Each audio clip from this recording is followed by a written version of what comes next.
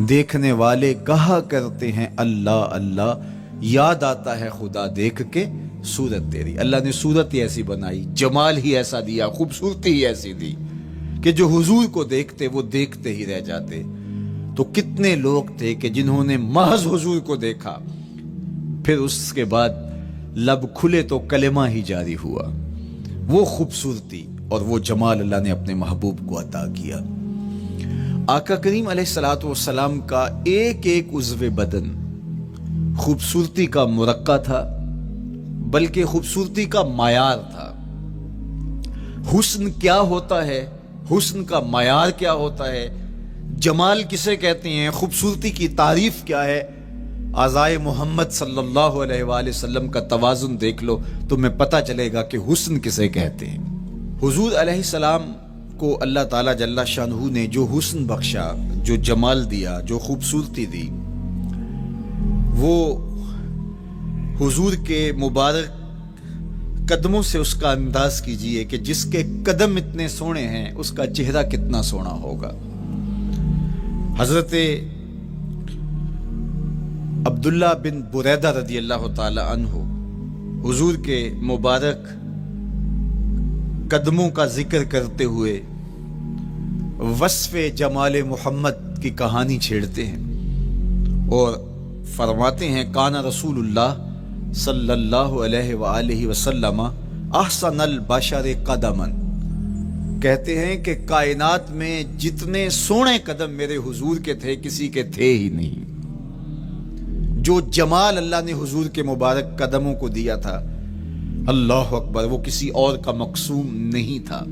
خوبصورت قدم۔ اور حضرت انس رضی اللہ تعالیٰ عنہ، حضرت ابو ہریرہ رضی اللہ تعالیٰ عنہ، اور حضور کے وصاف ہیں حضرت ہند بن ابی حالہ رضی اللہ تعالیٰ عنہ، یہ حضور کا حلیہ بیان کرتے ہیں۔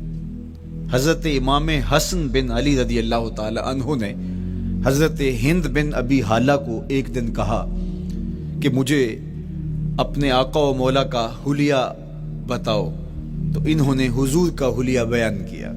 یہ حضور کے وصاف ہیں، چونکہ انہوں نے حضور علیہ السلام کو بہت قریب سے دیکھا اور آقا کریم علیہ السلام کی زیارت سے مالا مال ہوئے۔ ویسے حضرت امام حسن نے بھی تو حضور کو دیکھا تھا، اور بھی اصحاب نے حضور کو دیکھا تھا۔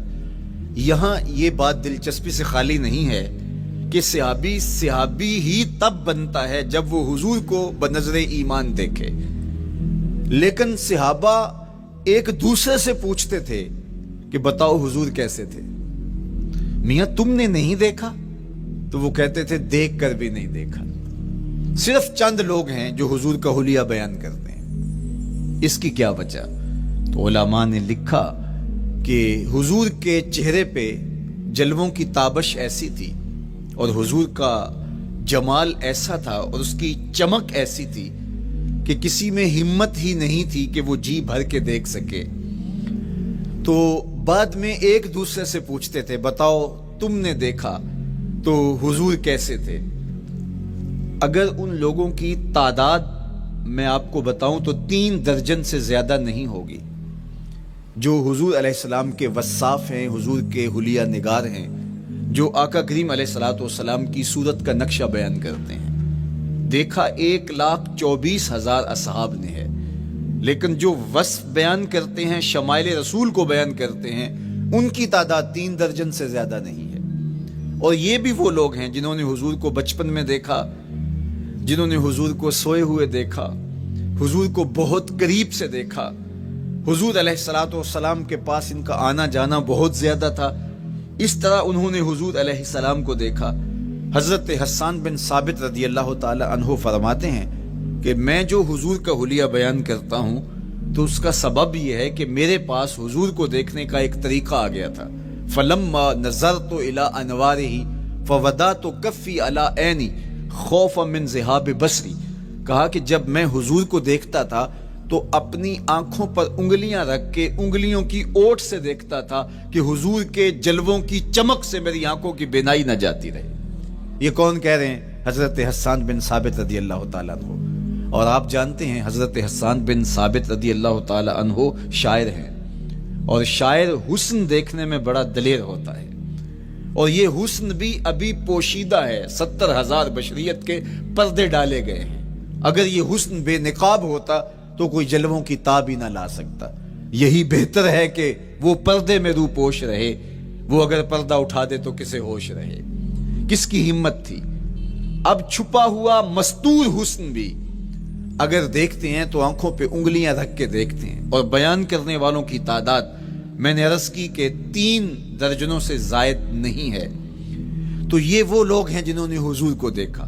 اب امام حسن پوچھ رہے ہیں حضرت ہند بن ابی حالہ رضی اللہ تعالی عنہ کو کہ آپ نے حضور کو دیکھا تو مجھے بتائیے میرے نانا کا جمال کیسا تھا۔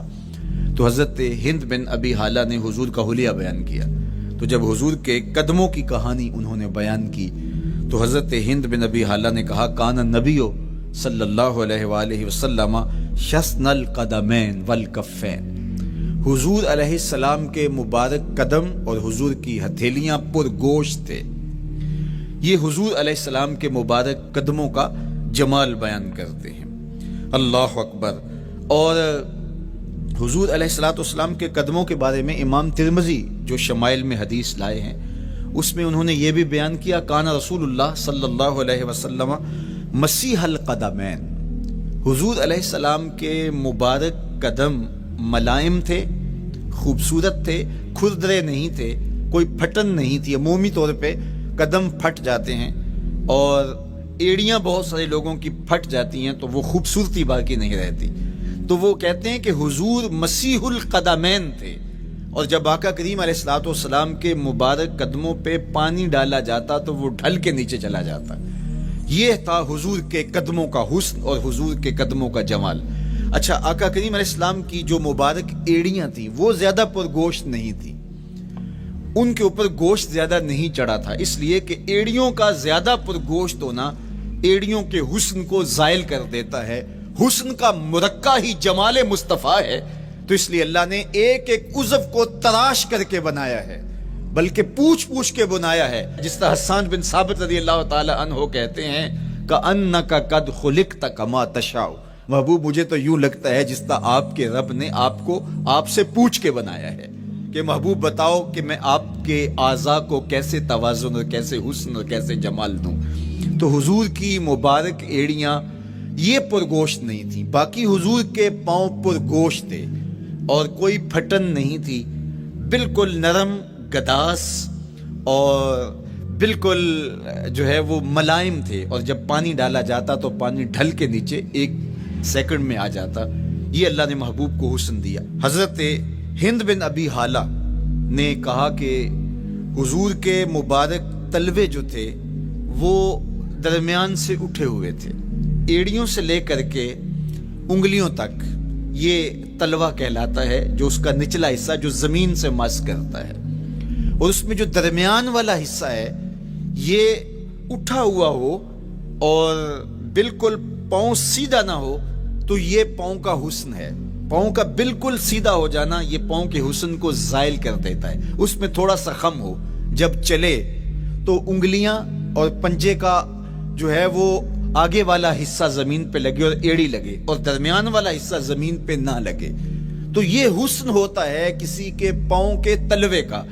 اللہ نے محبوب کے مبارک قدم کی پشت کو بھی حسن دیا، حضور کے تلووں کو بھی حسن دیا، حضور کی ایڑیوں کو بھی حسن دیا۔ سائل الاطراف، حضور کی مبارک انگلیاں قدرے لامبی تھی، اور یہ حسن ہوتا ہے۔ انگلیاں چھوٹی ہوں، ان کا قد پست ہو تو پاؤں کی خوبصورتی دکھائی نہیں دیتی، لیکن اللہ نے اپنے محبوب کی انگلیوں کو بھی ایک لمبائی عطا کر کے اس کو بھی ایسا جمال دیا تھا یار جو پاؤں کو دیکھتا رہے وہ پاؤں کو ہی دیکھتا رہ جائے۔ اللہ اکبر۔ اچھا، بعض احادیث میں آتا ہے کہ حضور علیہ السلام کے مبارک تلوے جو ہیں لیس لہا اخمس، یہ لفظ ہیں کہ وہ اخمس نہیں تھے، یعنی وہ درمیان سے اٹھے ہوئے نہیں تھے۔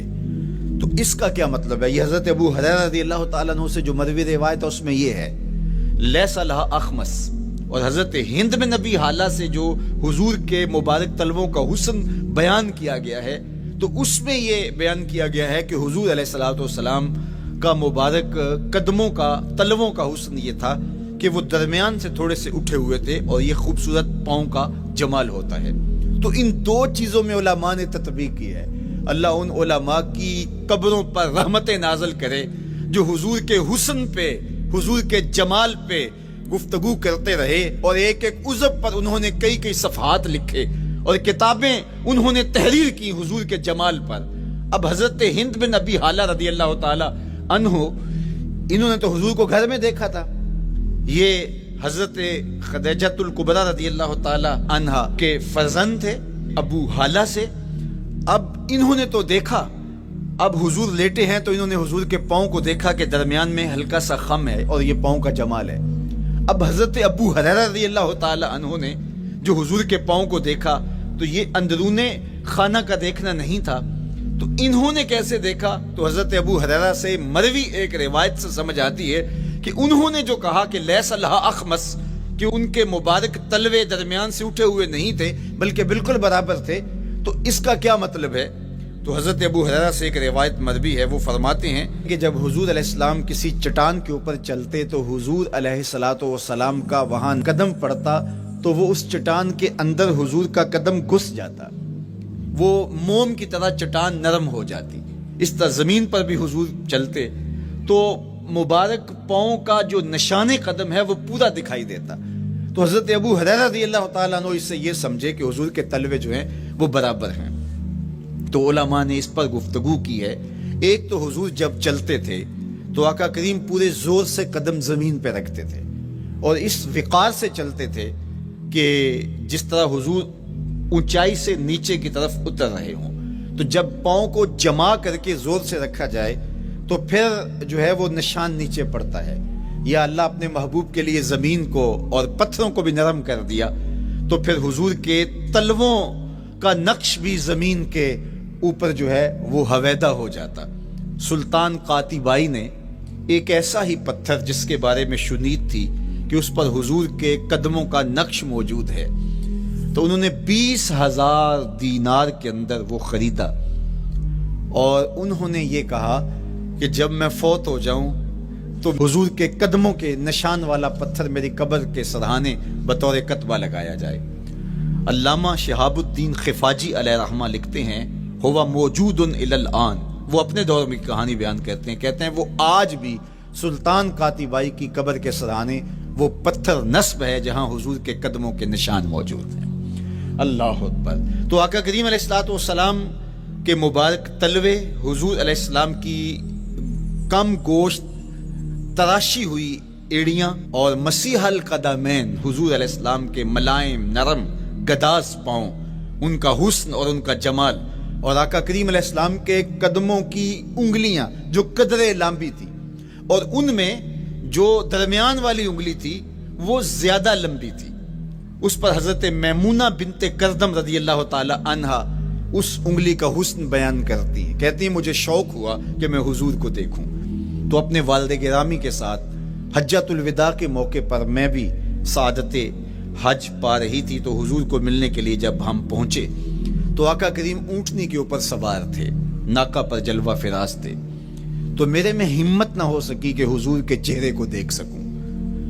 ایسا جلوہ، ایسا جمال، اللہ اکبر، اور ایسا روب اور ایسی چمک چہرے کی اور تابشیں تھیں کہ میرے اندر ہمت نہ ہو سکی کہ میں حضور کے چہرہ نور کو دیکھ سکوں۔ اب آقا کریم اونٹنی پہ سوار تھے تو میں حضور کے مبارک پاؤں کو دیکھنے لگی، میں بس حضور کے پاؤں کا جمال اور خوبصورتی دیکھنے لگی، اسی میں کھو گئی۔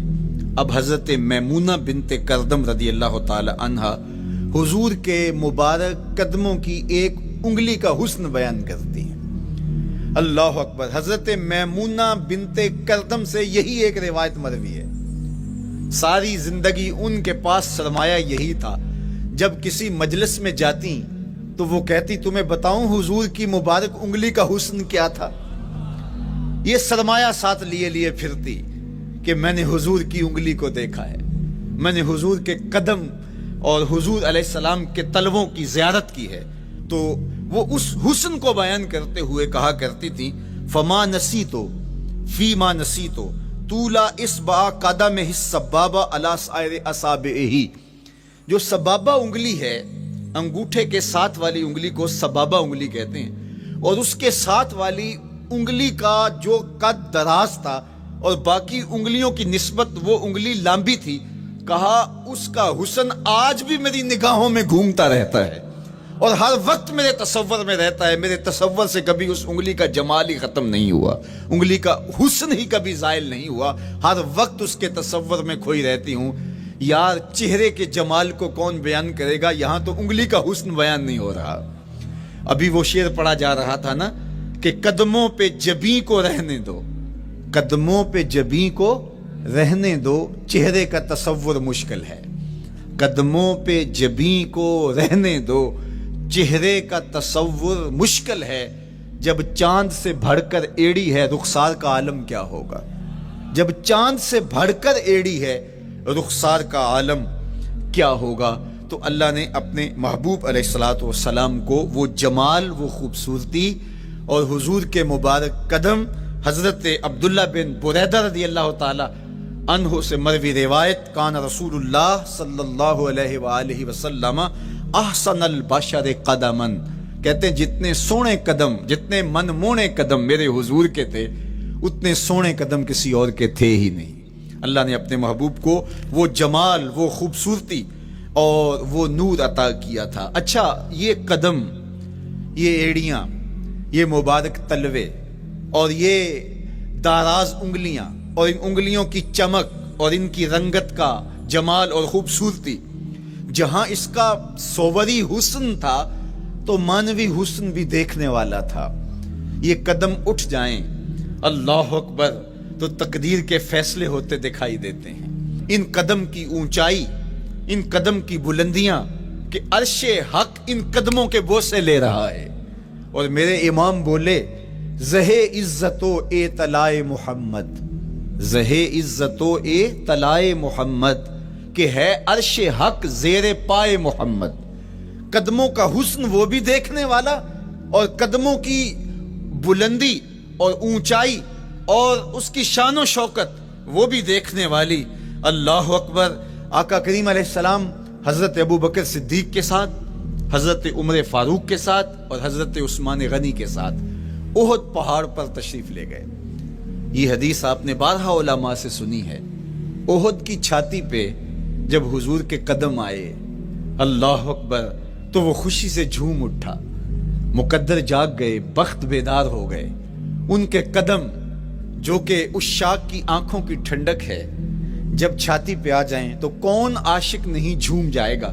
یہ تو حضور کے قدموں کے حسن کو بیان کیا جا رہا ہے، آپ کی روح رقص کر رہی ہے اور آپ کا دل جو ہے وہ ایک عجیب سرور اور کیف کی وادی میں اور ایک جو ہے وہ خوشیوں کے جو ہے وہ عالم میں نہال ہوتا چلا جا رہا ہے۔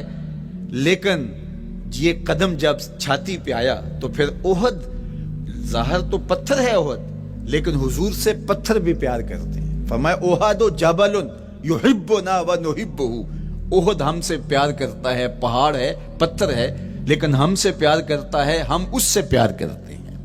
اس کائنات میں صرف سرکش انسانوں اور جنوں کے علاوہ کائنات کی ہر شے حضور سے پیار کرتی ہے، حضور سے محبت کرتی ہے۔ آؤ میں تمہیں پیار کی ایک اور کہانی سناؤں۔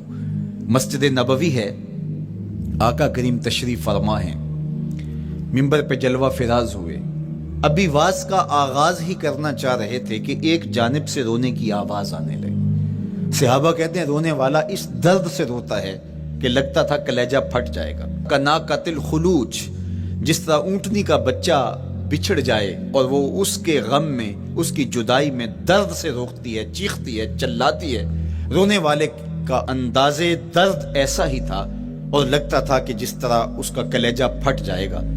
صحابہ دائیں بائیں دیکھتے ہیں لیکن رونے والا دکھائی بھی نہیں دیتا، اور ماحول کے اندر اس طرح درد پھیل رہا ہے کہ سینوں میں دل لرز رہے ہیں اور عجیب کیفیت طاری ہو گئی۔ حضور ابھی بیٹھے ہیں، خطبے کا آغاز بھی نہیں ہوا اور رونے والا کیف و درد میں روتا چلا جا رہا ہے۔ فنزل النبی صلی اللہ علیہ وسلم عن المنبر، حضور منبر سے نیچے تشریف لائے۔ صحابہ کی آنکھیں محو حیرت ہیں، استجاب کا عالم ہے، یہ کون رو رہا ہے اور اتنے درد سے رو رہا ہے اور دکھائی بھی نہیں دے رہا۔ آقا کریم منبر سے نیچے جلوہ فراز ہوئے، ایک سمت بڑھے، کھجور کا خشک تنا پڑا تھا. آج پہلا دن تھا کہ ممبر حضور علیہ السلام کے لیے بچھایا گیا، ورنہ یہ خشک تنا دیوار کے ساتھ جو ہے وہ رکھا گیا تھا اور حضور اس کے ساتھ ٹیک لگا کر کے واز کیا کرتے تھے. جب ممبر بن گیا تو اس کو اٹھا کر کے اب اس کی ضرورت نہیں رہی، ایک کونے میں ڈال دیا گیا. اب جو ہی حضور ممبر پہ تشریف فرما ہوئے تو اس خشک تنے کا کلیجہ لرز اٹھا اور وہ ایسے روتا تھا جس طرح اونٹنی کا بچہ بچھڑ جائے اور وہ روتی ہے، اس طرح وہ خشک تنا رو رہا تھا. اس تنے ہنانا در ہجر رسول زار می نالت جو ارباب عقول، جس طرح عقل والے، جس طرح جو ہے وہ فہم و ادراک رکھنے والے لوگ روتے ہیں درد سے، وہ رو رہا تھا. آقا کریم علیہ السلام اس کے پاس گئے اور اس کو اپنی آغوش میں سمیٹ لیا. بچھڑا ہوا بچہ جب اپنی ماں کو ملے تو اس کی ہچکیاں بن جاتی ہیں، اس کی گھگھی بن جاتی ہے، تو یہی کیفیت اس کی ہو گئی. اور آقا کریم اپنا دستے رحمت اس کے اوپر پھیرتے چلے جاتے ہیں. بتدریج اس کی سسکیاں، اس کے رونے کی آواز کم ہوتی چلی جا رہی ہے. آہستہ آہستہ وہ خاموش ہو گیا. حضور پھر دوبارہ تشریف لائے اور ممبر پہ خطبہ دینے سے قبل صحابہ کی آنکھوں میں استعجاب کا عالم دیکھا، حیرت کی فراوانی دیکھی. فرمایا کہ تم جو سوال کرنا چاہ رہے ہو، جو تمہاری آنکھوں میں پوشیدہ سوال ہے، میں اس کو اچھی طرح جانتا ہوں. لو لم افعل ہاکذا لحن الی یوم القیامہ، اگر میں ممبر سے اتر کے اپنے عاشق زار کو یوں تسلی نہ دیتا، یہ قیامت تک یوں ہی روتا ہی رہتا. حضرت محمد بن سیرین رضی اللہ تعالیٰ عنہ کہا کرتے تھے کہ حضور کی محبت میں ایک خشک تنا بھی زار و زار روئے تو جس کے سینے کے اندر محبت بھرا دل ہے تو وہ حضور کے عشق میں آنسو کیوں نہیں بہائے گا؟ حضور کی یاد میں اس کی آنکھیں آنسو کا خراج کیوں نہیں دیں گی؟ تو وہ خشک تنا حضور کی محبت میں رو رہا ہے. اب ہے یہ پتھر، لیکن میرے حضور فرماتے ہیں کہ یہ پہاڑ مجھ سے پیار کرتا ہے اور میں اس سے پیار کرتا ہوں. اب حضور اپنے اس محب کے گھر تشریف لے گئے اور اس کی چھاتی پہ قدم رکھا تو وہ خوشی سے جھوم اٹھا. فضاربا برجلہ ہی، اپنا مبارک پاؤں زور سے مارا. فقال اثبت احد فانما علیک نبی و صدیق و شہیدان، فرمایا احد ٹھہر جا، تیرے اوپر اللہ کا ایک نبی ہے، ایک صدیق ہے اور 2 شہید ہیں. تو حضور کی مبارک ایڑی کے لگنے کی دیر تھی، حضور کے قدم کی ضرب کی دیر تھی کہ اس کا زلزلہ تھم گیا. میرے امام بولے ایک ٹھوکر سے احد کا زلزلہ جاتا رہا، ایک ٹھوکر سے احد کا زلزلہ جاتا رہا. رکھتی ہیں کتنا وقار اللہ اکبر ایڑیاں، جس کے حسن کے قصیدے میرے رب نے بھی بیان کیے ہیں. کبھی حضور کے چہرہ نور کا ذکر کرتے ہوئے والضحا واللیل اذا سجا، کبھی حضور علیہ السلام کی مبارک زلفوں کا تذکرہ کرتے ہوئے حامیم، کبھی آقا کریم علیہ السلام کے مبارک ہاتھوں کا، کبھی دیگر اعضائے بطنیہ کا ذکر قرآن نے کیا. حضور کے سینہ اقدس کی کہانی قرآن نے بیان کی. حضور علیہ السلام کی مازاغ آنکھوں کا تذکرہ قرآن نے کیا. تو پھر یہ محبوب اور مرغوب موضوع کیوں نہ ہوتا؟ اور آقا کریم کو اللہ نے وہ جمال دیا تھا، وہ حسن عطا کیا تھا، وہ خوبصورتی دی تھی جو حضور کا ہی حصہ ہے. ویسے اللہ کا ہر پیغمبر، ہر نبی، ہر رسول خوبصورت ہوا. کوئی نبی ایسا نہیں ہے جو خوبصورت نہ ہوا ہو. یہ اللہ کا انتخاب ہے. آپ تو دکان پہ سیل مین بھی رکھیں تو اس کی باقی قابلیت کے ساتھ ساتھ اس کی شخصیت کو آپ دیکھتے ہیں کہ جو خوش شکل ہو، آنے والے کو متاثر کر سکے، باوقار لگے. تو جس کو اس نے نبی بنانا تھا تو اس کو اس نے یوں ہی یہ عظمت اور یہ رفت عطا کر دینی تھی. تو اللہ کا ہر نبی حسین، ہر نبی جمیل، لیکن جو جمال، جو خوبصورتی، جو حسن، جو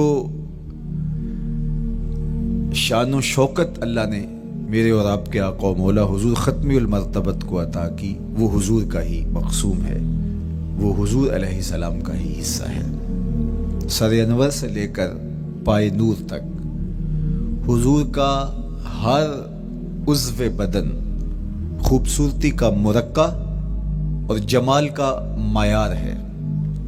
خوبصورتی کیا ہوتی ہے؟ حسن محمد کو دیکھ لو، کوئی عیب کوئی نقص حضور کے پاکیزہ وجود میں نہیں رکھا گیا۔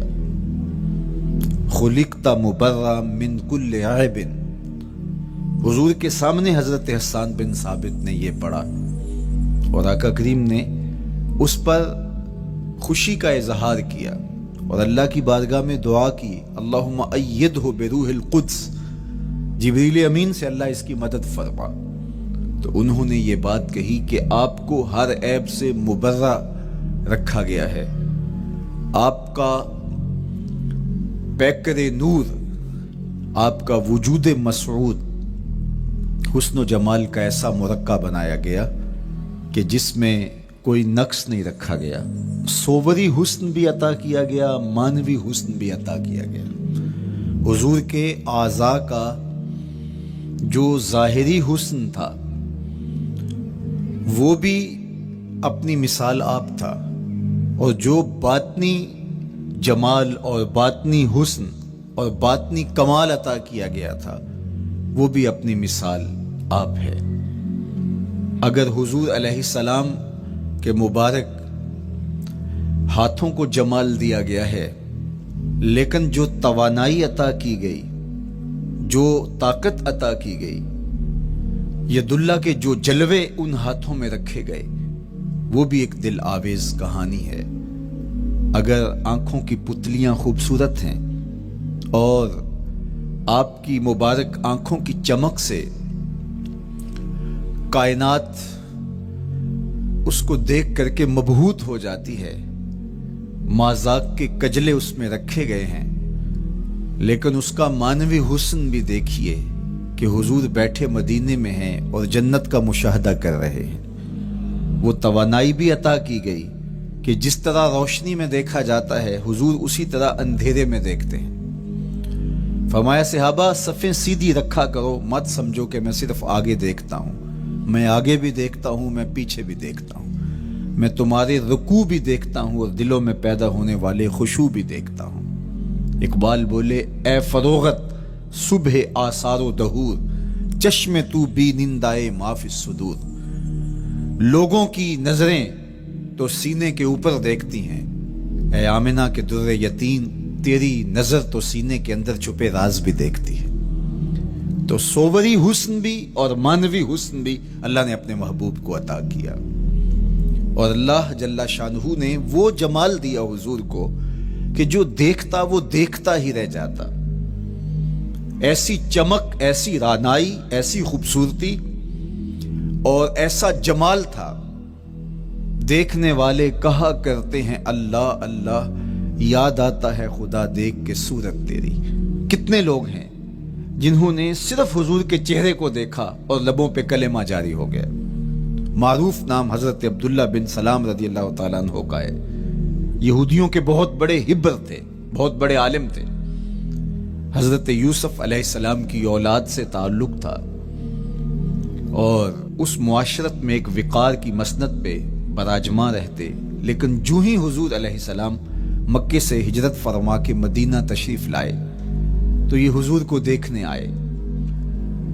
با فضل الصدقہ اٹھا کر دیکھیے کہ ایک مناظرہ ترتیب دیا انہوں نے کہ ان سے یہ بات کروں گا، یہ سوال کروں گا، یہ اعتراض اٹھاؤں گا، لیکن جب حضور کی مجلس میں پہنچے اور آقا کریم علیہ السلام کے رخ زیبا کو دیکھا تو سارے سوال بھول گئے۔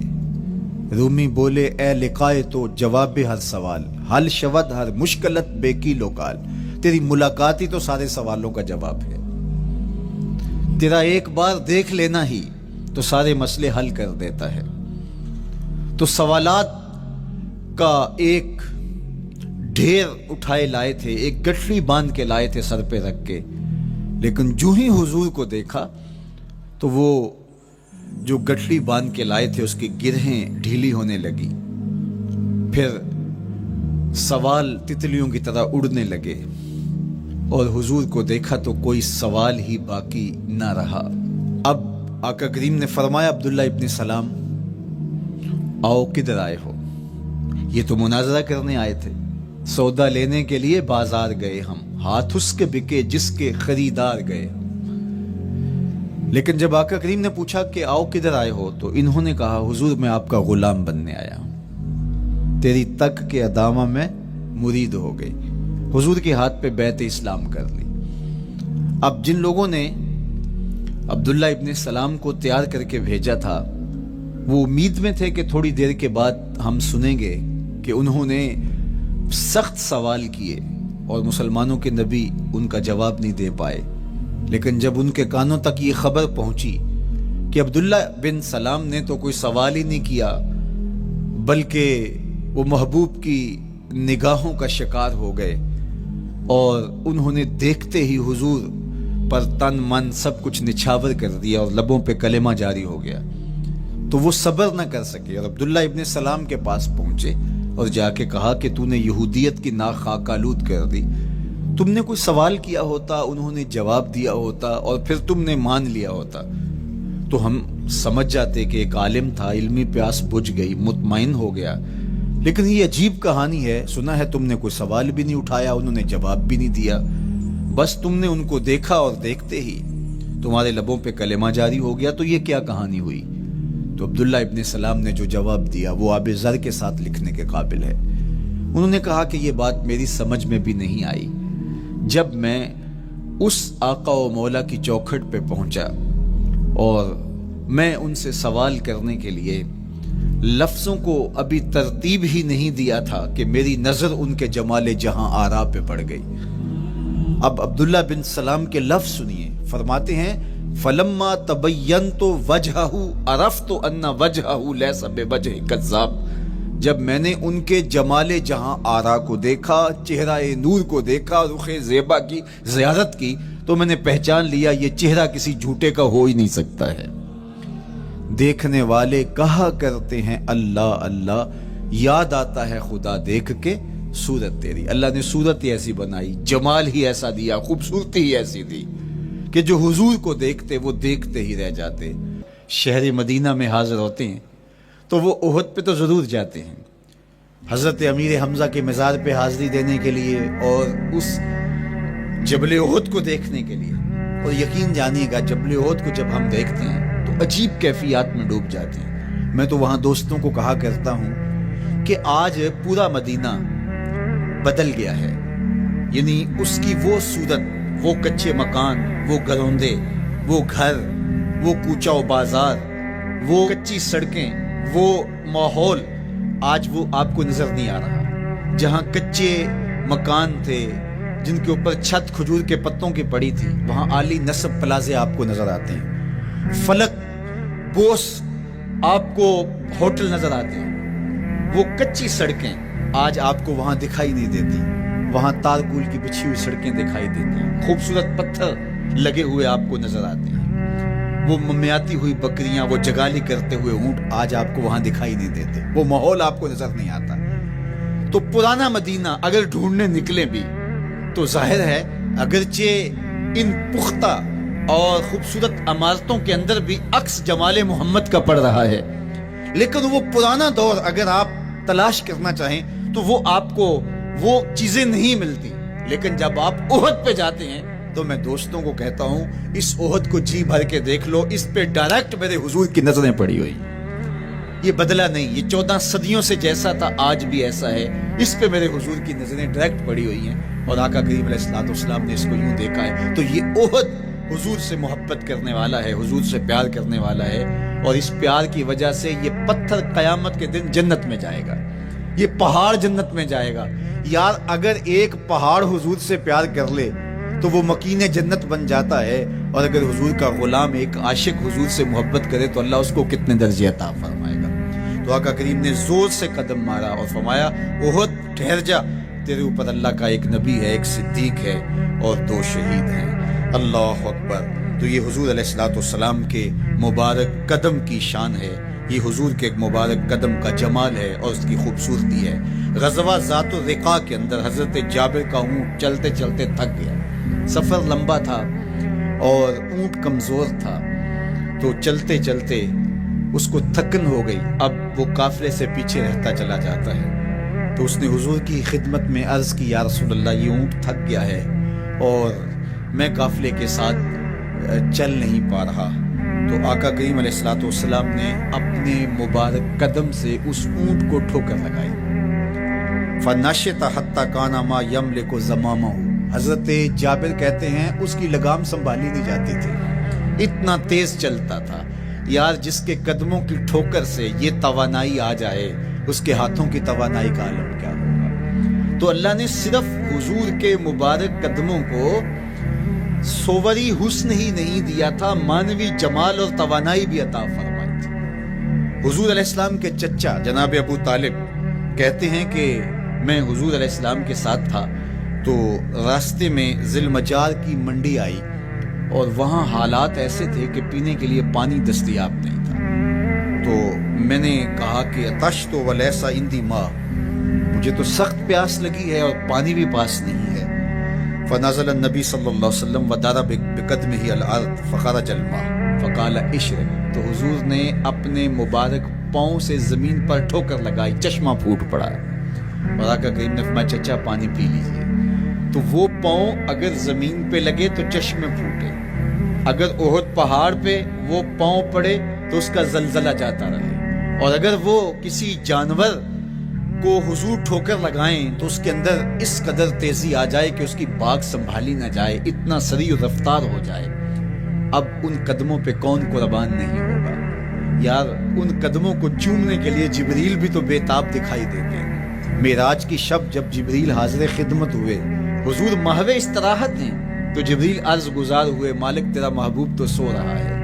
اللہ اکبر، تبارک اللہ، شان تیری تجھی کو زیبا ہے بے نیازی، کہیں پہ جوش لن ترانی، کہیں تقاضے وصال کے تھے۔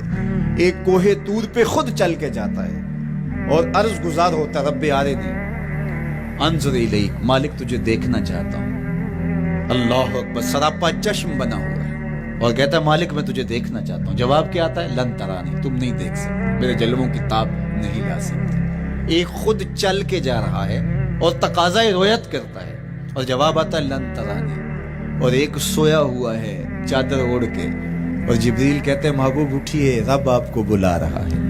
تبارک اللہ، شان تیری تجھی کو زیبا ہے بے نیازی، کہیں پہ جوش لن ترانی، کہیں تقاضے وصال کے تھے۔ تو جبریل حاضر خدمت ہوئے، حضور استراحت میں ہیں، تو آواز آئی یا جبریل قبل قدم ہے، میرے محبوب کے قدموں کو چوم لے۔ اب جبریل حضور علیہ السلام کے قدموں کو بوسے دے رہے ہیں۔ کسی نے جبریل سے تصور کے عالم میں پوچھا، حضور کے قدم چومے، حضور کے تلووں کو بوسے دیے، بتا کیفیت کیا ملی؟ تو بولے نہ جنت کی کلیوں میں دیکھا مزہ جو محمد کی تلیوں میں دیکھا۔